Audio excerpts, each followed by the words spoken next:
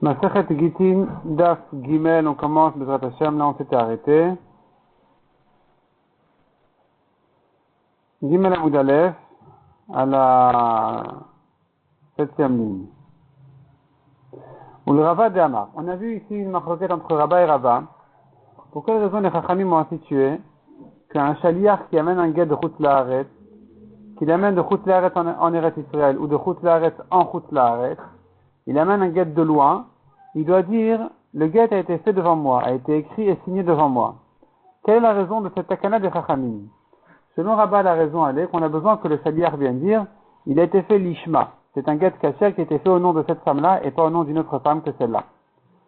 Et puisque en Chutz La'aretz pas tout le monde connaît cette halakha, on craint que le mari ne connaissait pas cette halakha et qu'il a ramassé le guet de la poubelle et qu'il a donné à sa femme, alors, et qu'il a envoyé plutôt, donc il faut vérifier que c'est pas ce qui s'est passé. Rava dit une autre raison. Il faut que le chaliar dise il a été fait devant moi, de manière à ce que si un jour le mari il vient voir sa femme, il se trouve qu'elle s'est remariée, il dit mais pourquoi elle s'est remariée? On lui dit mais voilà, elle a reçu un guet. Il dit mais jamais j'ai envoyé un guet. Donc si maintenant le mari vient remettre en question tout le divorce, alors le chaliar, il faut que le badin ait déjà reçu le témoignage du chaliar qui a vu que tout s'est fait devant lui, que le mari était entier avec le divorce, qu'il a écrit le guet, etc. Et donc de manière à ce que le mari ne puisse pas ensuite remettre en question le guet, il faut que le chaliar a priori vienne dire qu'il a tout vu fait devant lui. Ça c'était la marloquette de Rabba et Rava. La Gemara maintenant demande, donc ici au Daf Gimel Amoud Aleph à la 7e ligne, où les Rava de Amar. Où les Rava de Amar les filles chez Enedim Metsuine Kaimo. D'après Rava qui a dit que la raison que le chaliar doit dire ça a été fait devant moi, elle est parce qu'on craint de ne pas trouver de témoins qui puissent reconnaître les signatures. Donc il faut que le chaliar le fasse. Mais si c'est ça la raison, il nous faut 2 témoins pour témoigner sur les signatures, le chaliar n'est pas suffisant. On aurait dû rechercher 2 témoins. Midi de Havak, Mishtarot de Alma. De même que, de manière générale, quand on a un shtar et que le badin, il veut valider le shtar, il veut faire un kiyum sur le shtar, dire que les signatures ont été reconnues, alors il faut 2 témoins sur les signatures. Et pourquoi ici le chaliar est suffisant? Répond la Gemara, Edechad Neman Be'Isurim. Un témoin est suffisant pour des Isurim. Quand c'est une question de moutar ou assour, comme ici, est-ce que la femme peut se remarier ou pas, un témoin est suffisant. Donc si c'était une question d'argent, il aurait fallu 2 témoins. Puisque c'est une question de permis ou interdit, un témoin est suffisant. La Gemara dit non. Je dis effectivement que un témoin est suffisant quand c'est une question de permis ou interdit. C'est gon khatira, ça fait que ça fait que le shuman. Quand j'ai un morceau de viande devant moi, de graisse, et je ne sais pas si c'est une graisse interdite ou une graisse permise, de l'œil trazakisura, où là, il n'y a pas une chezkatiso sur ce morceau-là. C'est-à-dire, c'est pas un morceau qui jusqu'à présent était interdit. C'est un morceau que jamais il a été reconnu comme permis ou interdit. Vient le témoin, et on le croit de dire que c'est kasher. Donc là, un témoin est suffisant. Avala chaytrazakisura de shetish. Mais ici que cette femme-là, elle était jusqu'à présent échatiche. Elle était mariée. Maintenant, tu veux permettre une femme mariée par un divorce. Havedavar sheberva. C'est une question ici de mariage, permis ou interdit, de la remarier. Et là-dessus, nous avons un principe qui dit Vendavar sheberva pachat mishnaim.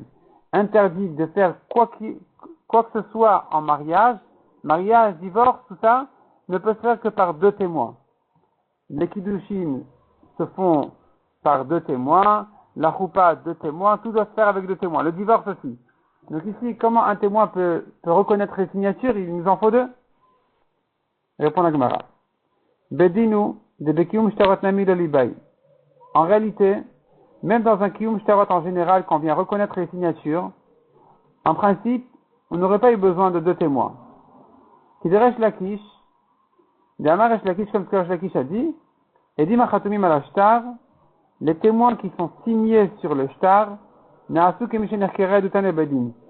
comme si leur témoignage a été enquêté, vérifié et reconnu par le badin. Donc dès que tu vois deux témoins signés sur un shtar, en principe, tu ne devrais rien craindre. Les Rabbanan ou des Hatour, c'est les Chachamim qui ont nécessité un kiyum, de reconnaître les signatures. Ici, pour ne pas faire souffrir la femme qui attend son guet, alors si on a une occasion, on va simplifier les choses et on va permettre au shaliach de dire qu'il a vu les signatures, qu'il a vu le shtar fait, le guet fait devant lui, et on va se suffire de ça. La Gemara demande à Kulaou, Khumraou, est-ce que tu as fait une koula avec la femme de te suffire du shaliach? Au contraire, c'est une khumra, ça va se retourner contre elle demain. Car si tu avais nécessité de deux témoins qui reconnaissent les signatures, alors on aurait évité les problèmes ensuite. Le hatibal me'arer, ou pas stylé. Le mari ne peut plus remettre en question tout le shtar. Il ne peut plus le rendre pasoul. Pourquoi? Parce que ça y est, il y a déjà deux témoins qui ont reconnu les signatures. Mais si ce n'est qu'un seul, chad, hatibal me'arer ou pas stylé, le mari, il va venir demain.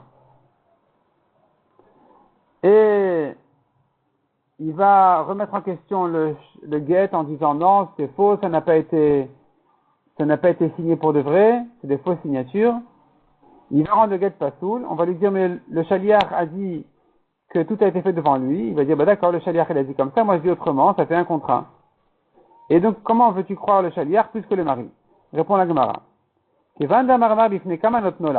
Puisque nous avons un prix de notre maître, devant combien de personnes le shaliach doit donner le guet à la femme quand il l'amène? Rabbi Yochanan et Rabbi Hanina sont en machloket, chad amar bifnei shnaim, chad amar bifnei shlosha. Un dit devant deux personnes, un dit devant trois. Donc puisque le shaliach, il est conscient de sa responsabilité, qu'il va donner un guet ici devant deux personnes, devant trois personnes, c'est du sérieux. Il va pas prendre les choses à la légère et prendre un guet de n'importe où et le coller à n'importe qui. Il fait attention, il sait que c'est une responsabilité, il sait qu'on va parler de lui s'il y a un problème. Donc, Meikar Amidak Daik, depuis le début, il fait attention à ce qu'il fait, Velot il est heureux et nafché, de manière à ce qu'on ne dise pas du mal de lui et dire qu'il a mal fait sa mission. Et donc, puisque maintenant le shaliach il a peur, il fait attention à ce qu'il fait, on peut le croire et se suffire de son témoignage à lui seul, comme quoi le guet a été fait devant lui et qu'il reconnaît les signatures. Rava Maïtam la marqué Rabba. La Gemara demande maintenant, pourquoi est-ce que Rava refuse la raison de Rabba? Rava qui dit qu'il faut reconnaître les signatures, qu'il faut que le shaliach dise que ça a été fait devant lui de manière à ce que on reconnaisse les signatures ici au Bedin. Pourquoi il ne donne pas la raison de Rava qui dit c'est un problème de l'ishma? On craint que le guet n'a pas été fait correctement, l'ishma en son nom, en route l'arrête là où il a été fait. Amar Lecha, il te répond Rava. Rava te répond, impossible que ce soit ça la raison de la Mishnah. Ni katan, ni le fanay irtav l'ishma. Est-ce que la Mishnah a dit que le shaliach vient dire ça a été fait l'ishma devant moi? Le fanay irtav l'ishma, ça a été signé l'ishma en son nom devant moi. Il dit pas ça. Il dit ça a été fait devant moi. Il dit pas en son nom. Ça a été fait devant moi, ça peut être autre chose aussi. Il se peut que Monsieur Reuven Cohen a divorcé sa femme, Madame Léa Cohen. Il a écrit ce shtar, sans nom de famille, disons. Et voilà que Monsieur Reuven Lévy m'a donné ce même guet-là pour sa femme, Madame Léa Lévy, sans nom de famille. Dans le guet, il n'y a pas écrit, c'est écrit Reuven divorce Léa. Et donc, tu sais pas, même si maintenant le shaliach, il a vu que ça a été fait devant lui, ça ne veut pas dire que ça a été fait au nom de cette femme-là à qui il vient donner le guet. Peut-être qu'il a vu que ça a été fait par les Cohen, et finalement il l'utilise pour les Lévis. Donc quand maintenant, la Mishnah nous dit, le shaliach doit dire que ça a été fait devant moi, on n'a rien gagné avec son histoire. Et alors si ça a été fait devant toi. Donc c'est la preuve, dit Rava, que la raison de la Mishnah n'est pas une question de l'ishma. Veraba, qu'est-ce qui répond à ça? Bedinu delit neachi. Il est vrai que la Mishnah aurait dû dire comme ça. On aurait dû demander au shaliach de témoigner que ça a été fait devant lui, l'ishma, en son nom, puisque c'est ça l'essentiel du témoignage. Elle a dit imaf chatle dibura. Le problème, c'est que si on lui dit trop de mots à dire, atil emik il va abréger. On lui dit, vas-y, dis, Befanaï, est-ce que ça a été fait devant toi, l'ishma? Il va dire, oui, ça a été fait devant moi, il n'y a aucun problème. Il n'aura pas dit ça a été fait l'ishma. Il va abréger, il va pas prendre à cœur chaque mot qu'on lui dit de dire. Donc c'est pour ça qu'on lui raccourcit on lui dit deux mots. dit que ça a été fait devant toi. Il dit oui, ça a été fait devant moi. Et après on le questionne, ah bon, ça a été fait l'ishma, il va dire oui, c'est bon. La Gemara demande, mais Ashtana miati les mixdeye. Maintenant qu'il a 2 mots à dire, ça a été fait devant moi, il va aussi abréger, il va pas dire les deux. Répond la Gemara, non, n'exagère pas. Chadamitlat gaïz, un mot sur 3, il coupe. Chadamitar telo gaïz, un mot sur 2, il coupe pas. S'il doit dire Shabbat Shalom ou Vorach, il dira Shabbat Shalom, il dira pas Shabbat tout court. Ici, si tu lui dis de dire Befanaï Nirtav l'Ishma, il va te dire Befanaï Nirtav, sans le l'Ishma. Il va pas te dire Befanaï tout court, ça veut rien dire Befanaï devant moi. Donc, les Chachamim qui ont eu peur, qui disent Befanaï Nirtav sans le l'Ishma, a priori ils ont institué que c'est ça ce qu'il doit dire, de manière à ce qu'ensuite le Bedin s'habitue à le questionner. Est-ce que ça a été fait l'Ishma? Il dira oui. Le Rabbah Maïtamal a marqué Rabbah. Pour quelle raison Rabbah ne veut pas dire comme Rabbah que la raison de Befanaï Nirtav, c'était justement pour reconnaître les signatures? Amar Lecha, il te dit, Imken, Nitne Befanaï Nirtav vetulo. Si c'était ça la raison, alors, ce qui m'intéresse, c'est les signatures. Le Shaliach aurait dû dire, ça a été signé devant moi. Befanaï Nirtav v'lamali. Pourquoi il a besoin de parler de l'écriture du guet qui a été écrit devant lui? À quoi ça me sert de savoir que ça a été écrit devant lui? Quelle importance? L'essentiel, c'est que les signatures sont correctes. Shma mina binan ishma. Si tu me parles du guet lui-même devant qui il a été écrit, c'est que j'ai besoin de savoir qu'il a été écrit l'ishma en son nom. Verava. Qu'est-ce qui te répond à ça, Rava? Pourquoi on a besoin de parler ici de l'écriture du guet? Bedinu delit neachi. Il est vrai qu'on devrait se suffire de dire Befanaï Nertam. Il a été signé devant moi. Il a dit Kanati lichlouf et bekium shtarot. De alma. Be'edechad. On craint, les chachamim ont craint, que s'il dit qu'il a été signé devant moi, les gens vont confondre avec un kiyum shtarot en général. Un shtar en général, un contrat de n'importe lequel, de vente, de prêt, de ce que tu veux, qui a été signé et qu'il faut maintenant témoigner sur les signatures qu'on les reconnaît, il n'y a pas de problème. Là, il faut toujours 2 témoins. Si maintenant celui qui amène le guet, il ne dit que ça a été signé devant moi, on va croire que dans n'importe quel shtar, un témoin est suffisant pour reconnaître les signatures, comme ici. Donc, atil ichloufé de kiyum shtarot de alma, ça sera confondu avec un kiyum shtarot en général. On vient reconnaître les signatures et on va dire be'edechad qu'un témoin est suffisant. C'est pour ça que les chachamim, ils ont donné une autre version à ce shaliach. Ils lui ont dit, écoute, tu dois dire ça a été écrit et signé devant moi. De manière à ce que les gens ne vont pas confondre entre ça et un shtar habituel où il faut reconnaître les signatures. Ils vont dire non, ça c'est un guet, autre chose, il a dit d'ailleurs ça a été écrit.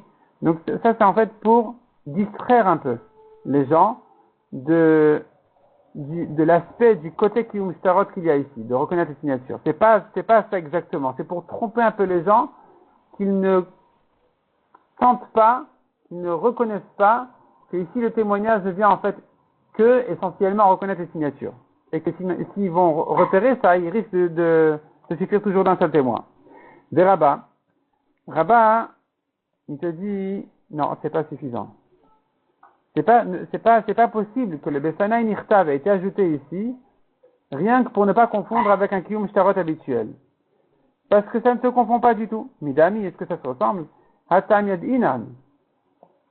Dans un kiyum shtarot, les témoins disent, nous connaissons les signatures. Ils n'ont pas besoin de dire, ça a été signé devant nous. Hacha, Befanaï. Ici, le shaliach, il va dire, ça a été signé devant moi. Donc c'est un autre sujet. Personne ne va confondre entre ça. Personne ne va confondre ça et un kiyum shtarot. C'est différent. Deuxièmement, Atam isha memna, acha isha memna. Dans un kiyum shtarot en général, une femme ne peut pas témoigner, je reconnais les signatures.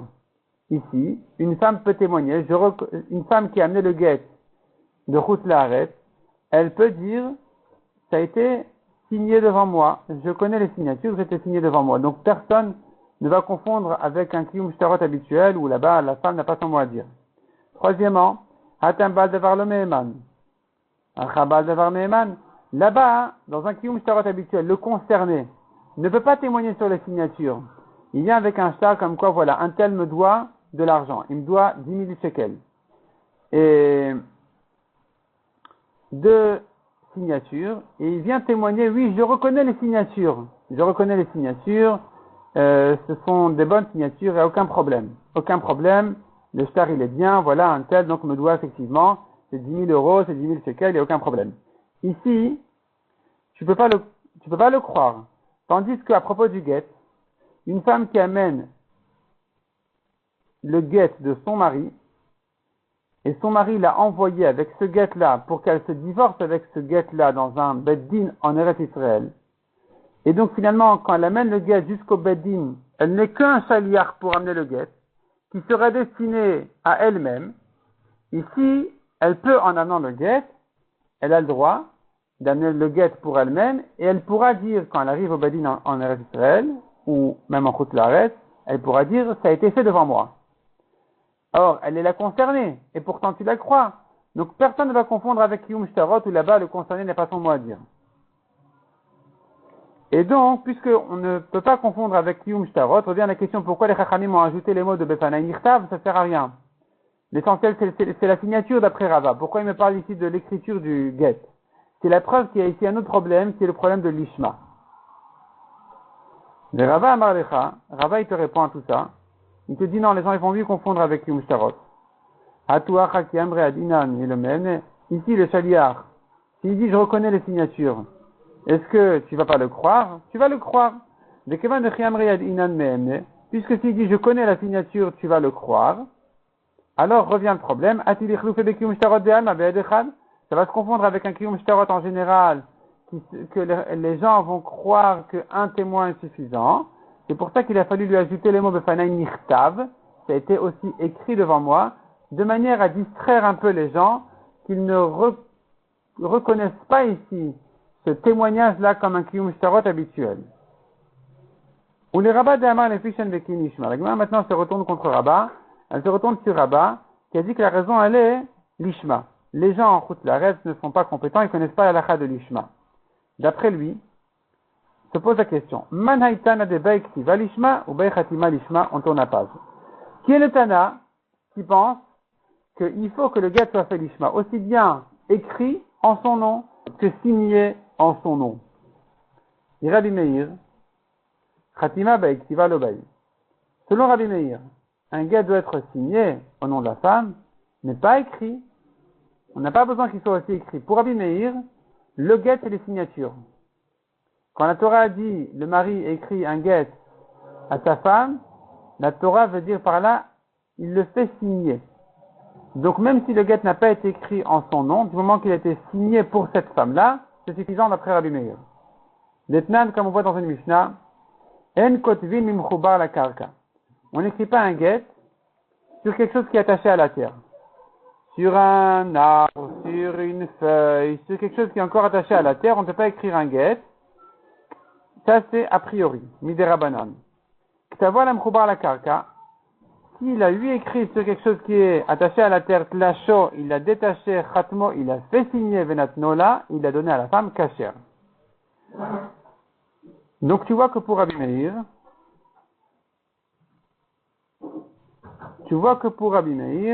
on n'a pas besoin de l'écrire l'ishma, l'essentiel c'est la signature. Du moment qu'il a été signé après qu'il a été détaché de la terre, du moment qu'il a été signé l'ishma, c'est ça le guet, et c'est kasher. Parce que si le guet, c'est déjà avant la signature, on n'aurait pas dit qu'il est kasher bediavad, même quand il a été écrit, même sans signer, alors qu'il était attaché à la terre. C'est un psul minatora de faire. Et puisque c'est un psul minatora, et que tu vois qu'il n'est un problème que pour la signature, a priori on fait attention aussi à l'écriture elle-même du guet, pour ne pas s'oublier et le signer aussi attaché à la terre. Mais puisque tu vois qu'il est quand même kasher, quand il était signé détaché, même s'il était écrit attaché à la terre, c'est la preuve que minatora, l'essentiel c'est la signature. Et donc, pourquoi le chaliar doit dire il a été écrit devant moi? Il devrait dire il a été signé devant moi. Rabbi Elazar, si tu vas comme Rabbi Elazar, alors tu vas pas comprendre non plus parce que lui il dit le contraire. Si va baï, khatima lo baï. Il faut écrire un get minatora, on n'a pas besoin du tout de signer un get minatora. Donc j'ai pas besoin ici de demander au chaliar de dire que ça a été signé devant lui. Le chitema, si tu veux me répondre, le olam Rabbi Elazari. Notre Mishnah elle va comme Rabbi Elazar. Rabbi Elazar Khatima Lishma Midoraita. Rabbi Elazar qui a dit un get qui a été écrit sans signer, c'est kasher, ça c'est Minatora, mais Midirabanan, Midirabanan il faut aussi le signer, donc c'est pour ça qu'il faut Midirabanan au moins dire qu'il a été signé Lishma. Et donc tu voudrais dire que notre Mishnah pense comme Rabbi Elazar, qu'il doit le signer Midirabanan Lishma. La Gemara dit non, c'est faux. Pour Rabbi Elazar, on n'a pas besoin de le signer du tout, ni Minatora, ni Midirabanan. La preuve, nous avons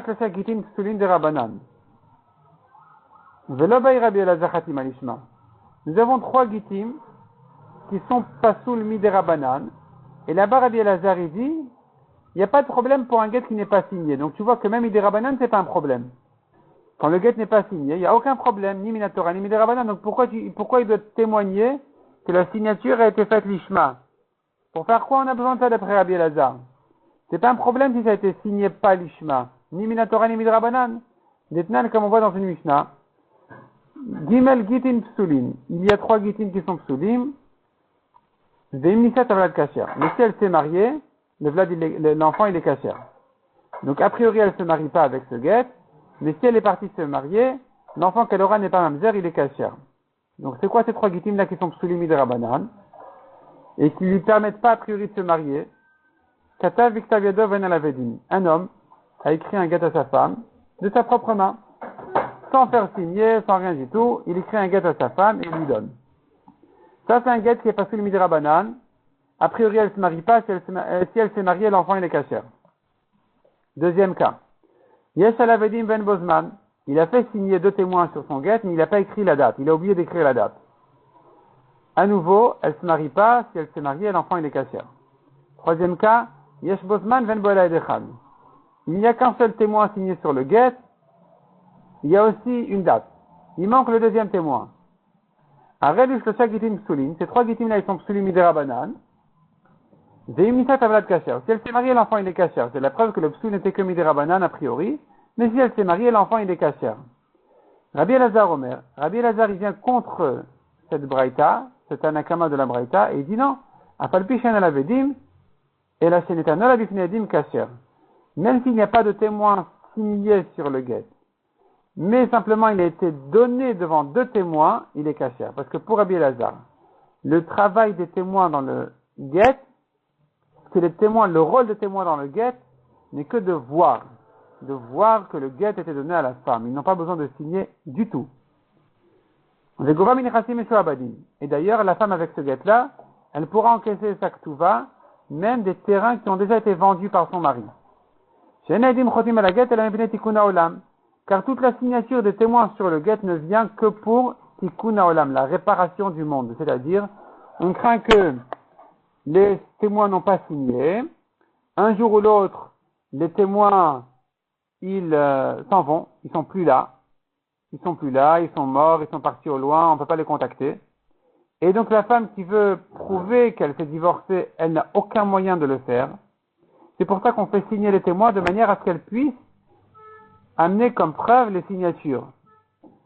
Et donc d'après Rabbi Elazar, on n'a pas besoin du tout de signature. En réalité, on n'a pas besoin, c'est qu'un conseil pour la femme. Et si on n'a pas besoin de signature, ni Minatora, ni Midrabanan, parce que Tanakama il pense qu'il faut les signatures Midrabanan comme on a dit. Si elle s'est mariée, l'enfant il est kasher. Rabbi Elazar dit, pas besoin de signature. Alors pourquoi dans notre Mishnah on a dit qu'il faut qu'ils disent, c'était signé devant moi, donc l'ishma. À quoi ça me sert tout ça? La Gemara revient en arrière, elle dit d'accord, Vela Rabbi Meir. Ça va, notre Mishnah va comme Rabbi Meir, qui a dit que l'essentiel c'est la signature. Le bail Rabbi Meir qui va l'ishma, mideoraita. Parce que Rabbi Meir a dit que un get qui a été écrit pas correctement, il est kasher du moment qu'il était signé correctement. Rabbi Meir, lui, il a parlé d'un get qui a été écrit attaché à la terre. Et nous, on dira, pareil, dans un cas où le get n'a pas été fait l'ishma, que pour Rabbi Meir, c'est pas un problème minatora, c'est vrai, mais miderabanan, ça sera lui un problème. Donc, le bail Rabbi Meir qui va l'ishma, mideoraita. Miderabanan bail. Minatora, il ne faut pas l'écrire l'ishma, miderabanan, il faut l'écrire l'ishma. C'est pour ça que le shaliach doit, pour résoudre ce derabanan, dire, ça a été écrit devant moi l'ishma. La Gemara demande, Zama Rav Nachman Omer Rabbi Meir. La Gemara dit, c'est faux. Pour Rabbi Meir, il n'y a aucun problème du tout. Un get qui a été écrit même de manière soula, enfin, ça ne sera pas pasoul pour Rabbi Meir, il n'y a aucun problème, même si c'est pas l'ishma. Donc Rabbi Meir disait, dit Rav Nachman, avilu metao ba'ashpa vechatmo untanola kasher. Même si le mari a trouvé le guet dans la poubelle. Et il n'était pas signé le guet. Simplement, c'était un guet qui était écrit par un homme qui avait le même nom que lui, et qui était pour une femme qui avait le même nom que sa femme à lui. Le mari a sorti ce guet-là de la poubelle, il a pris 2 témoins, il les a fait signer sur ce guet-là, il l'a donné à sa femme, le guet il est kasher.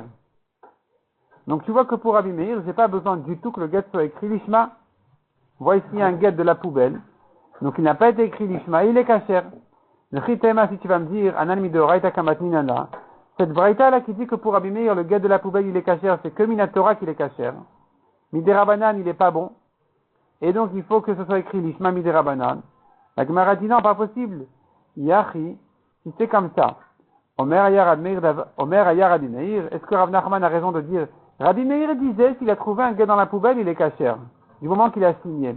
C'est pas comme ça qu'il doit dire. Il aurait dû dire, Dvar Torah nidaile. Mina Torah. Ou plutôt, Omer ayar Rabbi Meir, Dvar Torah. Rabbi Meir disait que Mina Torah,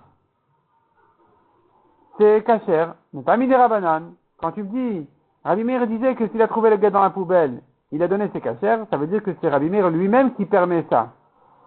Tu dois dire que c'est minatora que c'est kasher, mais pas miderabanan. Donc si Rav Nachman a dit comme ça, c'est la preuve que pour Rabbi Meir, il n'y a aucun problème. Un guet qui a été écrit chez l'Olishma, pas en son nom, un guet de la poubelle, il est kasher du moment qu'il était signé. Revient la question, pourquoi le shaliach doit dire, Befanai Nirtav, il a été écrit devant moi. Quelle importance pour Rabbi Meir s'il a été écrit ou pas écrit? Et la Lolam Rabbi Elazari. Alors on revient à Rabbi Elazar. Alors on revient à Rabbi Elazar qui a dit, l'essentiel c'est l'écriture, la signature on n'en a pas besoin, ni Minatora, ni Miderabanan. Et alors pourquoi ici il faut que le shaliach dise ça a été signé l'Ishma, ça a été signé devant moi? Répond la Gemara. Le bail Rabbi Elazar Khatima, quand est-ce que Rabbi Elazar dit il ne faut pas une signature?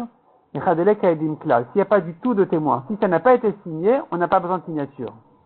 Mais si ça a été signé, là, il nous faut une signature. Si le guet n'a pas été signé du tout, il est kasher, miderabanan, aucun problème. S'il a été signé, il faut que la signature soit correcte et qu'il n'y ait aucun problème dessus. Donc, le bail Rabbi Elazar Khatima, quand est-ce que Rabbi Elazar dit il n'y a pas besoin de signature? Et Chadele Kaedim Klas, il n'y a pas de témoins qui ont signé. Et Chadei Kaedim, mais s'il y a des témoins qui ont signé, bail, là, il nous faut une signature correcte. Dama Rabbi Abba, Modé Rabbi Elazar ben Zouyaf mitochosh ou pasoul. Rabbi Abba a dit que même Rabbi Elazar qui dit qu'il n'y a pas besoin de signature, il n'y a pas besoin que les témoins signent, mais s'ils sont signés et que c'est Mezouyaf, c'est des fausses signatures, là ça a tout abîmé, ça rend tout pasoul. Donc si le guet n'avait pas été signé, encore, ça aurait pu passer. Pour Rabbi Elazar, le shaliach ramène un guet du mari qui n'est pas signé, il le donne devant 2 témoins obligatoirement à la femme, il n'y a pas de problème pour Rabbi Elazar, ça marche. Mais puisqu'il nous amène ici un guet signé, là, on ne peut pas donner un guet signé sans vérifier que les signatures sont correctes. Et c'est pour ça qu'une fois que le guet est signé, il faut que le shaliach dise, il a été écrit devant moi et signé devant moi. Écrit devant moi, c'est obligatoire de savoir que ça a été fait correctement à Mishma. Signé devant moi, puisqu'il est signé, il faut savoir qu'il était signé devant lui correctement. Et donc, c'est comme ça qu'on comprend notre Mishnah d'après Rabbah. Un guet qui arrive signé avec des signatures au Bedin, il faut que le shaliach dise, il a été écrit devant moi et signé devant moi. Donc, on va comprendre notre Mishnah selon Rabbi Elazar.